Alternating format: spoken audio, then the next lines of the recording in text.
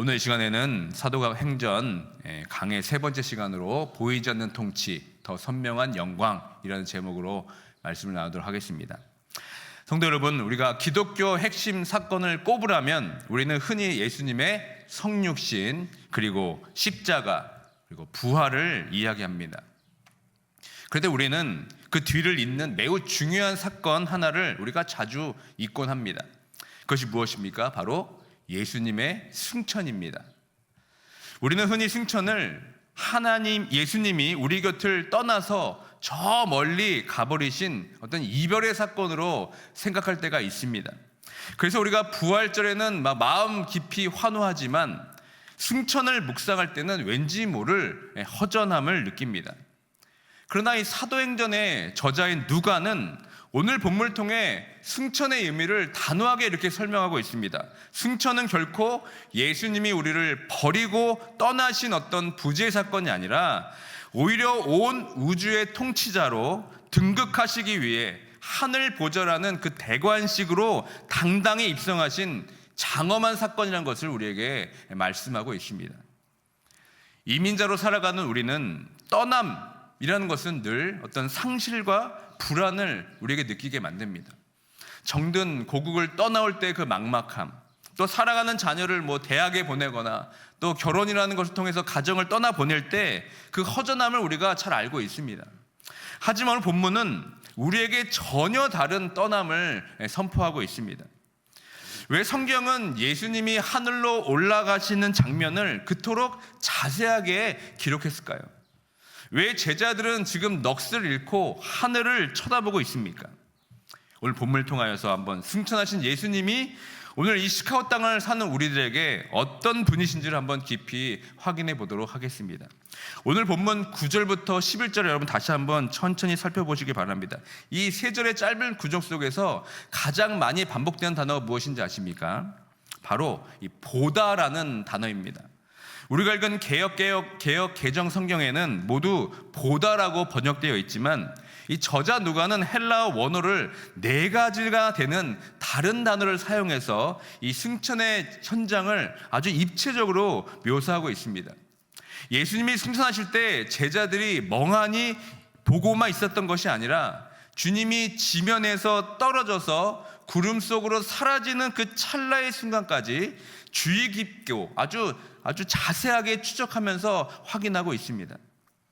이를 통해 우리에게 무엇을 말하고 있는 것입니까? 이 승천은 결코 환상이 아니라 역사 속에서 일어난 아주 객관적이면서 실제적인 사건임을 성경은 지금 강조하고 있는 것입니다.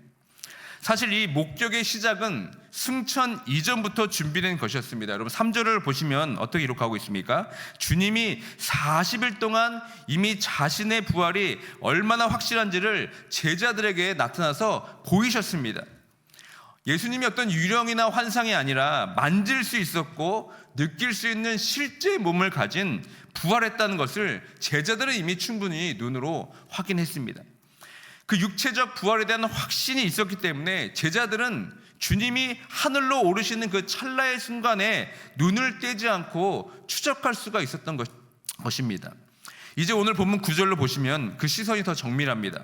9절에 보시면 제자들이 보는데 라고 표현하고 있습니다. 헬라어 단어로 블레포라고 하는데 이것은 그냥 멍하니 본 것이 아니라 예수님의 움직임 하나하나를 주의 깊게 관찰하고 있다는 뜻이 됩니다. 그러니까 주님의 발이 땅에서 떨어지는 그 순간부터 제자들의 시선은 주님께 아주 고정되어 있습니다. 그러다 주님이 구름에 가려서 보이지 않게 되자 제자들의 시선은 이제 어떻게 됩니까? 간절함으로 바뀝니다. 10절을 보십시오. 그들은 하늘을 어떻게 봅니까? 자세히 쳐다보고 라고 표현하고 있습니다. 이것은 단순히 보는 것이 아니라 무엇입니까? 주님이 지금 어디로 가고 계신지를 아주 찾으려고 뚫어지면서 응시하는 모습을 표현하는 것입니다. 주님을 그 보내고 싶은 간절함과 그 영광의 흔적이라도 지금 더 보고 싶은 열망이 그 눈빛의 가득함을 지금 누가는 표현하고 있습니다. 마지막으로 어떻게 합니까? 그들은 아주 특별한 계시의 장면을 목격합니다. 11절 보십시오. 11절에 보면 천사들이 제자들에게 어떻게 말씀합니까? 본 그대로 오시리라 라고 말씀합니다. 이것은 어떤 단순한 시각적 정보를 넘어서서 압도적이고 영광스러운 광경을 목격했을 때 쓰는 단어가 바로 이 단어입니다. 즉 예수님의 승천은 단순히 하늘로 떠오르는 사건이 아니라 하나님의 아들이 원래의 영광으로 돌아가시는 거룩한 대관식의 풍경을 지금 우리에게 보여주고 있는 것입니다. 성도 여러분, 이것이 우리에게 왜 중요합니까? 예수님이 이토록 가시적이고 육체적으로 승천하셨다는 것은 부활하신 예수님이 지금도 우리와 같은 몸을 입은 채 하나님 보좌 우편에 앉아 계신다는 증거인 겁니다. 웨스트민스터 신앙 고백이 강조하듯 우리의 중보자이신 예수님은 지금 바로 이 순간에도 하늘에서 저와 여러분들을 위해 이름을 불러가며 기도하고 계십니다. 부활의 영광이 사망을 이긴 승리라면 이 승천의 영광은 무엇입니까? 그 승리하신 주님이 온 우주의 통치권을 넘겨받으시는 그 영광을 말하는 겁니다. 그러면 여러분, 우리가 믿는 예수님은 그저 우리 마음속에만 계신 어떤 관념적인 분이 아닙니다. 그분은 지금 실제적인 몸을 입고 하늘 높이 오르셔서 오늘 여러분의 일터와 가정 그리고 시카고의 모든 형편을 발 아래 두고 통치하시는 실제적인 만왕의 왕이시라는 것입니다. 제자들이 이 영광을 눈으로 직접 목격했듯이 여러분, 오늘 이 새벽 우리도 그 믿음의 눈을 들어서 그 찬란한 주님의 그 보좌를 바라보는 이 아침이 되길 주님의 이름으로 축원드립니다. 그렇다면 여러분, 제자들이 그토록 눈을 떼지 못하면서 주님의 마지막 모습을 추적한 이유가 무엇입니까? 단지 사람이 공중에 떠오르는 어떤 기이한 현상을 구경하기 위함이 아닙니다.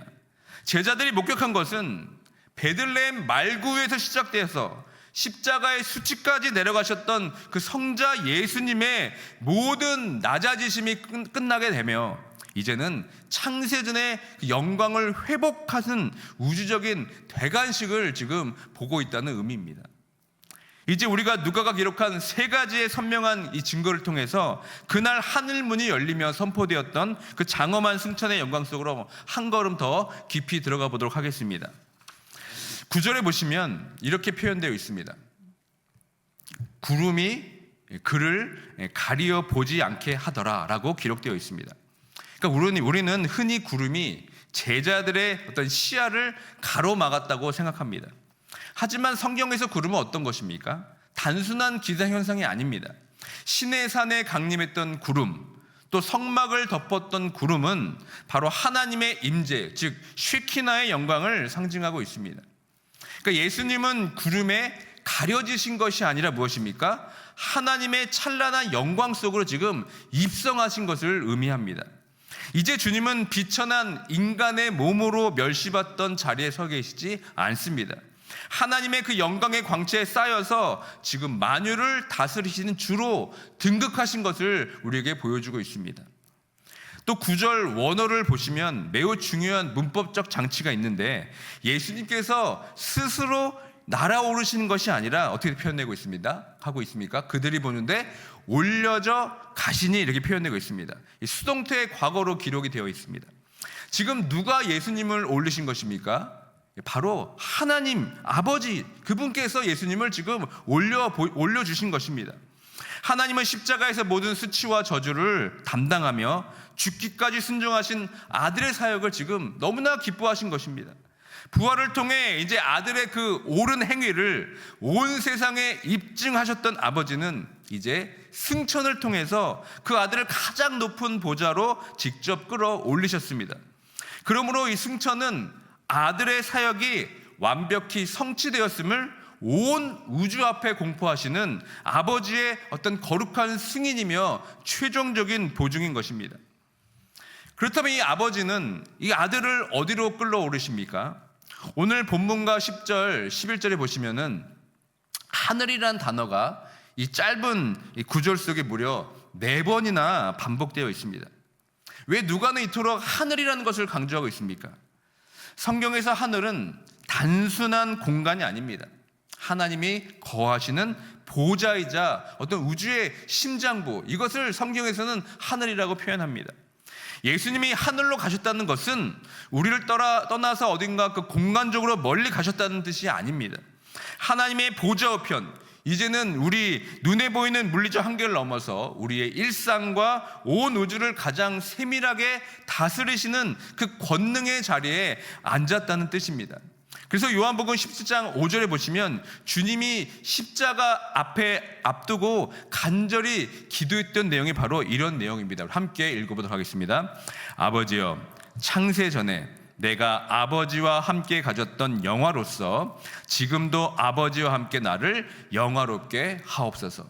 여러분, 바로 십자가 앞에서 하나님께 드렸던 그 눈물 어린 기도가 마침내 응답된 현장이 바로 오늘 우리가 보고 있는 승천의 모습인 것입니다. 그렇다면 주님은 왜 굳이 이 영광스러운 하늘 보좌로 오르셔야만 했겠습니까? 단순히 우리를 떠나 영광을 누리기 위함이 아니었습니다. 그분은 보좌에 앉으신 이유가 무엇이냐면 비로소 무엇입니까? 성령을 통해 이 땅의 진정한 왕의 통치를 시작할 수 있었기 때문에 그렇습니다.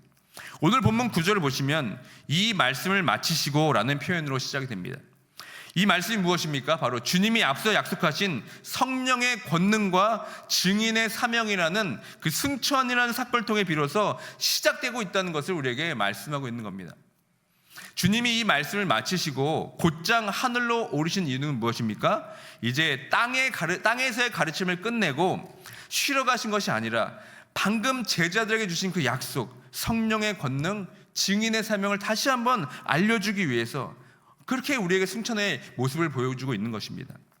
이후에 살펴볼 사도행전 2장 33절을 보시면 베드로는 하나님이 부활하신 예수님을 오른손으로 높이셨다 이렇게 선포하고 있습니다. 여기서 높이셨다는 말은 단순히 공중에 띄우셨다는 뜻이 아닙니다. 모든 존재 위에 뛰어난 이름을 주시고 만물을 그 발 아래 복종시키는 왕의 즉위식을 의미하는 것입니다. 또한 에베소서와 빌립보서가 증언하듯 하나님은 그리스도를 자기 오른편에 앉으사 모든 통치와 권세 위에 뛰어나게 하셨습니다.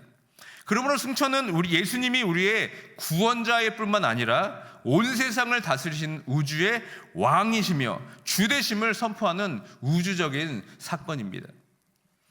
예수님이 승천하셔서 보좌에 앉으셔야 했던 가장 실질적인 이유는 바로 그 약속하신 성령을 우리에게 부어주시기 위함입니다. 그러므로 여러분, 성령의 권능이란 무엇입니까? 단순히 어떤 개인적인 위로나 신비한 체험에 머무는 것이 아닙니다. 성령님은 하늘 보좌에 앉으신 만유의 주 예수 그리스도의 왕적 통치를 오늘 우리 삶 속에서 실제로 적용하는 분입니다. 하나님 나라는 보좌에 앉으신 예수님의 통치로 존재하고 성령의 임재는 곧 그 왕의 다스림이 우리에게 나타나는 실제적인 힘이 됩니다. 주님이 높이 올려 드셨기 때문에 비로소 그 왕의 권능이 우리 성도들을 성령을 통해서 우리에게 임할 수 있게 된 것입니다. 그럼 성도 여러분, 승천하신 예수님은 우리와 멀리 계신 분이 절대 아닙니다. 주님은 성령을 통해서 이 땅을 살아가는 우리들에게 하나님의 나라를 직접 가지고 찾아오셨습니다. 그러니까 우리가 복음의 증인이 된다는 것은 내 힘으로 무언가를 증명하는 것이 아닙니다. 내가 복음의 증인이 된다는 것은 하늘 보좌에서 성령을 부어주시는 우리 왕의 통치가 얼마나 강력한지, 그분을 내 삶에 어떻게 선하게 다스리고 계시는 것을 내 일상의 삶으로 보여주는 것, 이게 바로 복음의 증인으로 살아가는 것입니다. 주님이 승천하셨기 때문에 이제 우리는 이제 내 힘이 아닌 보좌의 권능을 힘입어서 세상을 이기는 증인으로 살 수 있게 되는 겁니다. 예수님이 이제 구름에 가려 보이지 않게 되자 제자들은 한참 동안 하늘을 멍하니 쳐다보고 있습니다. 예수님은 구름 속으로 사라진 뒤 제자들은 한동안 얼어붙은 듯한 모습으로 한참 하늘을 바라봅니다. 그때 본문은 우리가 결코 놓쳐서는 안 될 아주 긴박한 장면을 우리에게 가르쳐주고 있습니다. 우리 개역 개정 성경에 보시면 10절을 보십시오. 단순히 흰 옷 입은 두 사람이 그들 곁에 서서 이렇게 기록되어 있습니다. 그러나 여러분, 원어 성경을 보시면은 여기에 이두라는 원어 단어가 있는데 이거 감탄사가 있습니다. 영어 성경 이걸 잘 반영해서 suddenly, 아니면 behold라는 이 단어로 번역을 합니다. 이 단어는 무엇입니까? 아무도 예상하지 못한 순간에 지금 하늘의 존재, 그 천사가 갑자기 그들 곁에 나타났음을 강조하는 모습인 겁니다. 제자들이 지금 예수님의 승천을 보면서 어떻습니까? 슬픔과 당혹함에 빠져 있습니다. 하늘만 멍하니 쳐다보고 있을 때 하나님은 그때 기다려주지 않으시고 갑자기 이 천사들을 통해서 말씀을 던지시는 것입니다. 그러니까 승천이 무엇입니까? 그저 감상에 젖을 시간이 아니라 하나님의 철저한 주권 아래 긴급한 신적 사건임을 지금 우리에게 말씀하고 있습니다. 그런데 천사들은 천천히 다가오지 않고 왜 갑자기 나타나야 되었겠습니까? 그것은 지금 제자들의 빠져있는 하늘 쳐다보기가 그것을 멈추라는 아주 강력한 사인인 것이었습니다. 예수님의 빈무덤 기억하십니까? 예수님의 빈무덤에서 천사들이 그 여인에게 어떻게 말합니까? 어찌하여 살아있는 자를 죽은 자 가운데서 찾고 있느냐? 라면서 꾸짖었던 것처럼 오늘 천사들은 이 제자들에게 어찌하여 서서 하늘만 쳐다보고 있느냐? 라면서 제자들을 지금 일깨우고 있는 것입니다. 사랑하는 성도 여러분, 과거의 은혜에만 우리가 머물러 있을 시간이 없습니다. 떠나간 주님에 대한 그리움에 갇혀서 오늘 내가 감당해야 할 통치를 놓치는 것은 하나님께서 결코 원하지 않으십니다. 우리도 인생의 소중한 것을 잃었을 때 혹은 감당할 수 없는 변화 앞에서 넋을 잃고 과거의 하늘만 쳐다볼 때가 있습니다. 옛날엔 참 좋았는데, 그 시절 그 영광이 계속되어야 했었는데 라면서 이미 승천하신 과거에 우리가 매여 있지는 않습니까? 오늘 하나님은 우리에게 이렇게 말씀하시는 겁니다. 어찌하여 서서 하늘만 쳐다보고 있느냐? 내가 너를 보낸 사명의 현장으로 네가 오늘 살아가야 이 땅을 바라봐라. 오늘 우리에게 말씀하고 있는 것입니다. 성도 여러분, 승천은 이별이 아니라 다시 오실 왕을 기다리면서 오늘을 치열하게 살아내라는 새로운 파송의 명령인 것입니다. 천사들이 넋을 잃은 채 제자들에게 승천의 결론이자 성경 전체의 소망을 11절에서 이렇게 선포하고 있습니다. 다 함께 읽도록 하겠습니다. 이 예수는 하늘로 가심을 본 그대로 오시리라 하였느니라. 그러니까 승천과 재림, 여러분, 뜬금없이 이렇게 떨어진 사건이 아닙니다. 승천으로 시작된 하나님의 나라의 통치가 어떻게 됩니까? 재림의 완성으로 나타나기 때문에 그렇습니다. 주님이 눈에 보이는 실제적인 몸을 입고 승천하셨듯이 이 재림도 어떻습니까? 다시 오심 또한 가시적이고 실제적인 모습으로 우리에게 임한다는 것을 약속하고 있습니다. 이는 우리를 위해 죽으시고 부활하신 그 예수님이 바로 그 영광의 몸을 입고 다시 오셔서 이 땅의 모든 눈물을 닦아주실 것이라는 확실한 보증을 우리에게 나타내고 있습니다. 여러분, 부활이 사탄의 나라를 깨트린 시작이었다면 승천은 무엇입니까? 왕의 등극이며 재림은 그 왕의 통치가 이 우주에 완벽하게 실현된다는 최종 승리를 말하는 것입니다. 성도 여러분, 우리가 오늘 고단한 이민자 삶 속에서 이 증인의 사명을 감당할 수 있는 힘은 바로 이 재림의 영광에서 오는 것입니다. 우리는 단순히 떠나간 주님을 추억하는 사람들이 결코 아닙니다. 우리는 다시 오실 그 영광의 왕을 기다리면서 그분이 완성하실 나라를 오늘 이 땅에 미리 보여주는 증인으로서 이 땅을 살아가야 됩니다. 하늘을 향했던 제자들의 시선이 이제 땅으로 향하되 그 마음에는 무엇이 있어야 됩니까? 다시 오실 주님이라는 아주 뜨거운 소망을 품었듯이 우리도 오늘 이 소망을 품고 우리 삶의 현장으로 나아가야 됩니다. 주님, 가신 그대로 오실 주님을 우리는 기다립니다. 내가 밟는 이 땅에 주님의 나라가 임하게 하소서. 여러분, 이 고백이 여러분의 오늘 하루를 사로잡는 능력이 되길 주님의 이름으로 축원드립니다. 이제 말씀을 맺습니다. 어떤 이들이 묻습니다. 예수님이 하늘로 가신 것이 오늘 이 시카고에서 고단하게 살아가는 우리들과 어떤 상관이 있습니까? 여러분, 이 질문에 어떻게 대답할 수 있겠습니까?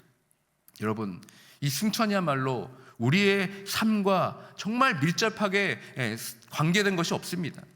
예수님의 승천은 오늘을 살아가는 저와 여러분의 정체성을 결정짓는 생명과도 같은 사건이기 때문에 그렇습니다. 에베소서 2장 6절은 이렇게 말씀합니다. 함께 읽도록 하겠습니다.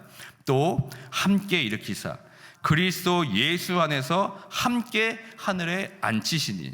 여러분, 이 말씀을 믿으십니까? 이것이 바로 오늘 우리가 이 땅을 살아가는 우리들의 정체성인 겁니다. 우리의 머리 대신 예수님이 하늘 보좌에 앉아 계시기 때문에 그분과 연합된 저와 여러분의 영적 주소지가 어디입니까? 이미 저 높은 하늘 보좌라는 것입니다. 그러므로 여러분, 이제 고개를 드십시오. 더 이상 패배자처럼 땅만 쳐다보며 한숨을 쉬지 마시기 바랍니다. 시카고 땅에서 내 집 마련을 위해 애쓰고 신분 문제로 밤잠을 설치며 불안해하는 우리들에게 왕이신 주님이 이렇게 말씀하고 있습니다. 두려워 마라. 내가 너의 영원한 거처를 하늘에 이미 준비해 두었다. 너는 이 땅에 잠시 파송된 하늘의 대사이다 라고 오늘 우리에게 말씀하고 있습니다. 성도 여러분, 이제 이 하늘 보좌에 권세를 힘입어 기도의 자리로 나아가기 원합니다. 여러분은 무력한 존재가 결코 아닙니다. 승천하신 그 왕의 통치권을 위임받은 자들입니다. 여러분, 기도로 여러분의 가정과 일터를 묶고 있는 어둠의 결박을 끊어내시길 바랍니다. 사탄의 거짓말에 속지 말고 왕의 자녀답게 당당히 이 세상에서 승리하는 삶을 사시길 바랍니다. 오늘 여러분이 마주할 이 땅의 현실은 여전히 막막할 것입니다. 어쩌면 더 거칠어 보일지도 모르겠습니다. 그러나 여러분, 기억하십시오.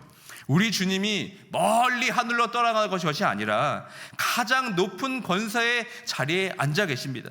비록 우리의 육안에는 보이지 않지만 성령으로 우리를 다스리시는 보이지 않는 통치가 지금 여러분의 삶 가운데 임하고 있습니다.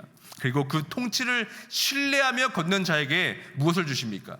세상 그 무엇보다 확실한 더 선명한 영광으로 우리를 맞아주고 계십니다. 지금도 온 우주를 다스리시는 이 승천하신 왕의 통치 속으로 여러분 담대히 걸어가길 원합니다. 그래서 여러분, 이 보이지 않는 왕을 여러분의 보이는 삶으로 증명해내는 강력한 증인의 하루가 되시길 주 예수 그리스도 이름으로 간절히 축원드립니다. 아멘. 이 시간 다 함께 말씀을 기억하며 찬양하기 원합니다. 주님 큰 영광 받으소서. 이 말씀을 기억하면서 그 왕의 통치를 신뢰하며 간절한 마음으로 주님을 왕으로 모시며 찬양하기 원합니다. 다 함께 찬양하겠습니다. 주님 큰 영광 받으소서. 주님 큰 영광 받으소서. 홀로 찬양 받으소서.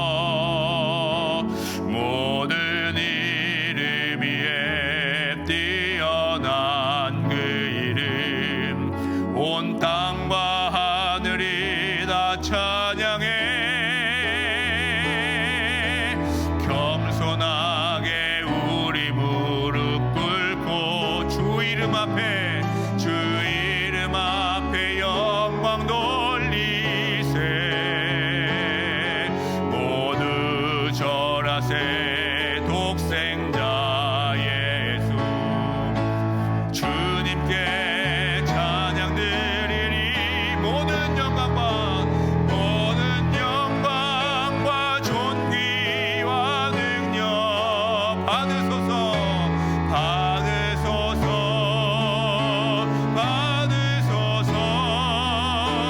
영광과 존귀와 능력 받으소서.